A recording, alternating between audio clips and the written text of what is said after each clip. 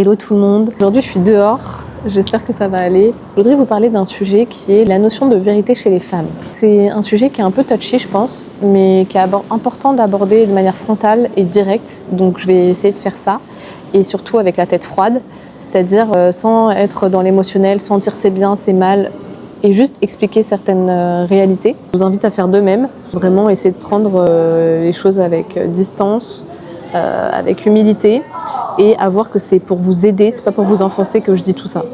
Alors, ce qu'il faut comprendre, c'est que vous n'imaginez pas le courage qu'il faut à une femme pour être à contre-courant. La plupart des femmes se sentent complètement... Mais en fait, elles ne se rendent même pas compte. C'est-à-dire que c'est, pour le coup, un comportement tout à fait internalisé, qu'elles ont depuis qu'elles sont petites, depuis toujours en fait. Mais en fait, c'est dû non seulement à leur biologie, mais aussi à un conditionnement social, pour le coup. En sachant que, déjà, clairement, c'est beaucoup plus valorisé le fait qu'un homme dise la vérité, parce qu'il y a une notion de courage. Être seul contre tous, c'est être courageux. Donc ça, c'est séduisant. C'est très séduisant chez un homme qui arrive à être seul contre tous, alors qu'une femme, beaucoup moins. Un homme ne va pas vous dire qu'il est séduit par une femme parce qu'elle réussit à être seule contre tous.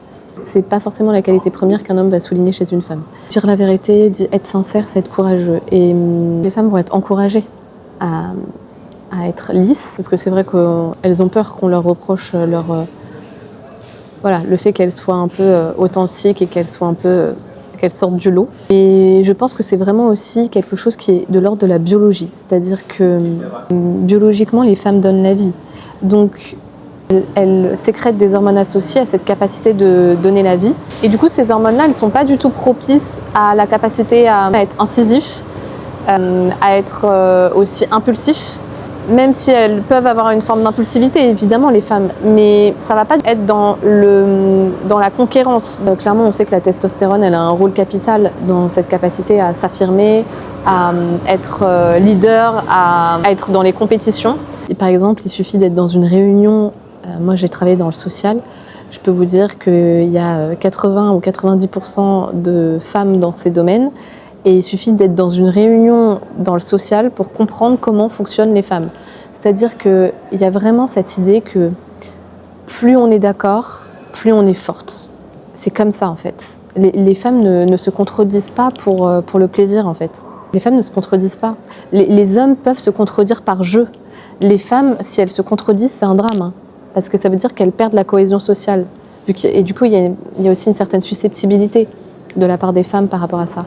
Mesdames, encore une fois, vraiment, c'est pas du tout contre vous, c'est pour que vous vous compreniez mieux et que les hommes vous comprennent mieux. Parce que souvent, vous pouvez passer pour des menteuses ou des je sais pas quel cliché, mais en fait, c'est beaucoup plus profond que ça, et c'est pour ça que je fais cette vidéo. Et ce que j'ai remarqué souvent, c'est que les femmes qui ont une parole très libre, c'est-à-dire une parole qui va aller en contradiction avec les autres femmes, c'est souvent des femmes, donc par exemple dans la politique, qui ont vécu des traumatismes ou qui ont des histoires très difficiles. Mais voilà, quand vous regardez, c'est toujours des femmes qui ont vécu certains événements difficiles, et c'est pour ça qu'elles arrivent à s'affranchir, en fait.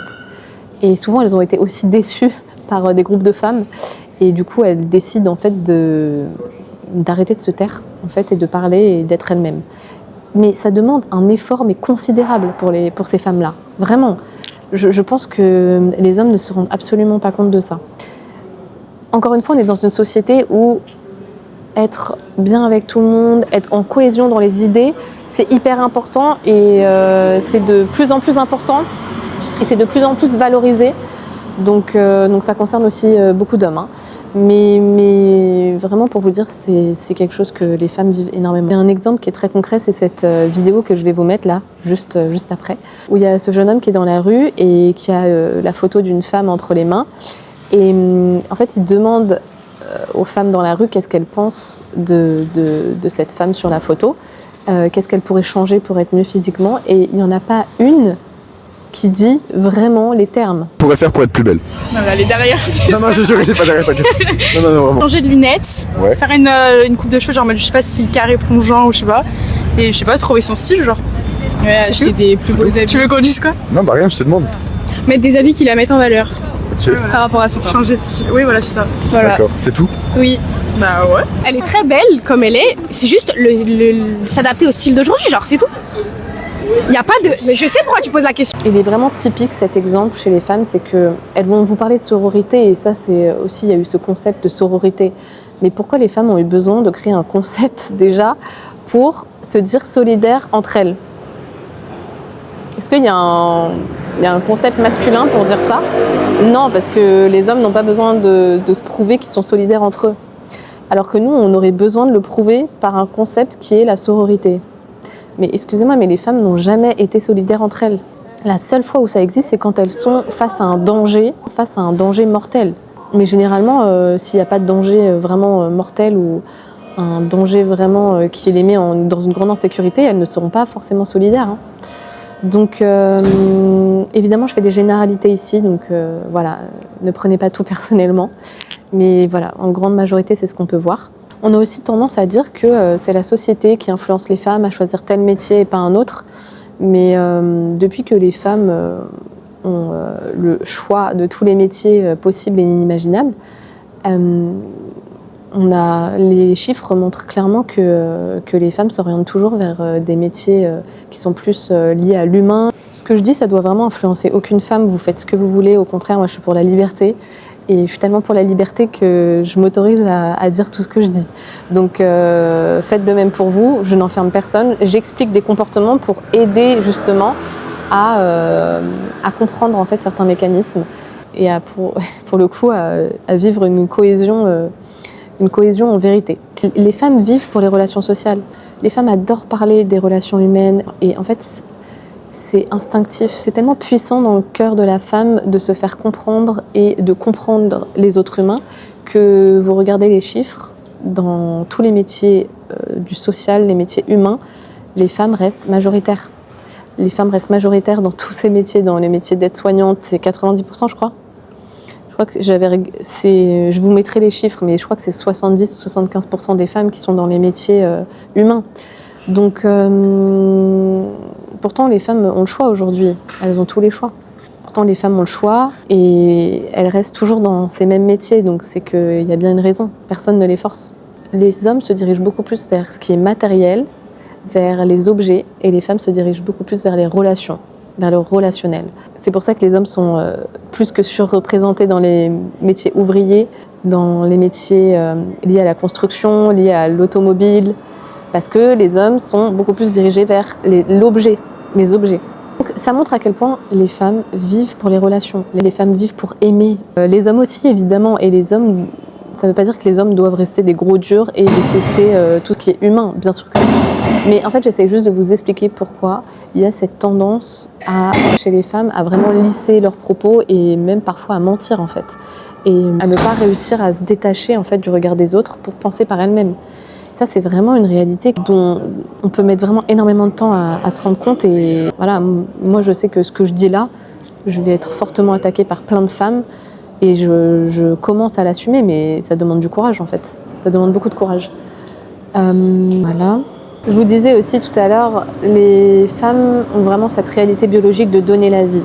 Ça, je vais vous en parler souvent, je pense, parce que, en fait, donner la vie, c'est exactement ce qui différencie la femme de l'homme. Nous sommes littéralement faites pour donner la vie physiquement. C'est tellement fort en nous ce besoin de donner par la vie physiquement. Ça se traduit évidemment chez les femmes d'une manière plus ou moins forte.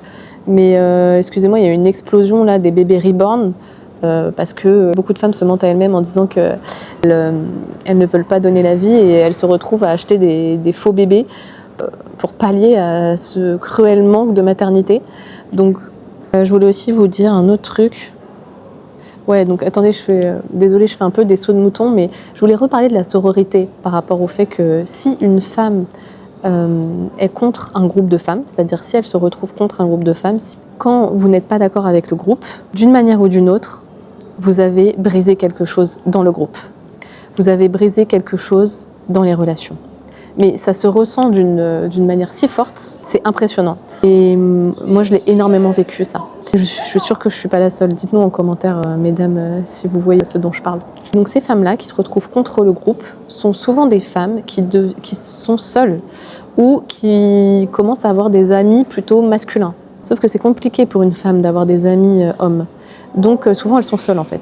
Elles ont appris en fait à apprivoiser la solitude. Et c'est là où je trouve que c'est intéressant parce que si vous apprenez ça, mesdames, à être seules, c'est vraiment hyper puissant.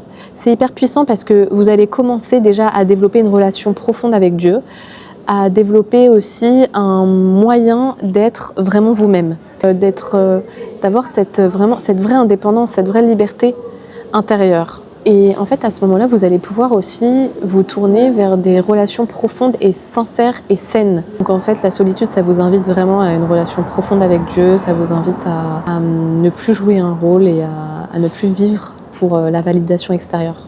Oui, donc je vous invite vraiment à cette vérité, même si c'est un travail, c'est long, laborieux parfois, mais c'est vraiment là où vous allez pouvoir vivre une relation qui vous porte.